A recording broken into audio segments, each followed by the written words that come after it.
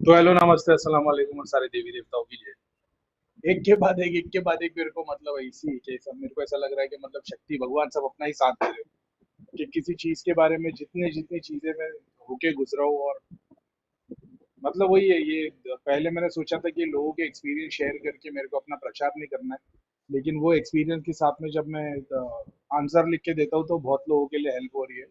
और वो लोग मेरे को शुक्रिया करते हैं। हर बार कोई बताता है कि करीम भाई मेरा भी यही एक्सपीरियंस है, मेरे साथ भी ऐसा होता है।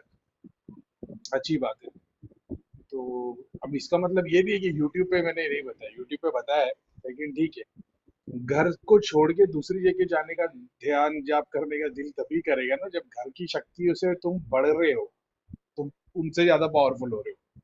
समझ रहे हो? तो तुम्हारे घर में अगर एक होती तुम उससे ज्यादा लड़ लेते, तुम्हारे घर में 100 है, 50 है, 25 है, अलग अलग शक्तियां है, तो वो मिलकर तुमसे लड़ने की कोशिश कर रही है। अब वो तुमको या तो दर्द देगी या तकलीफ देगी या थका देगी, तुम्हारी जाप शक्ति खींचने की कोशिश करेगी, क्योंकि वो तो भोगी है, उनको भोग चाहिए।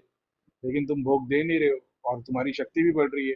तो या तो तुम्हारे को ये लड़ेगी, घर में दूसरे से झगड़े कराएगी, अब घर में तुम्हारे मेंबर कम है या सब लोग जाप ध्यान वाले, तो फिर तुम्हारे को ऐसा दिल करेगा कि घर से बाहर जाके मंदिर में या कहीं मस्जिद में बैठ के ध्यान जाप करो, क्योंकि वहां पे वैसी शक्तियां जमा नहीं है, या वहां पे उनके रूल्स लागू होते हैं, एक्सचेंज होता है।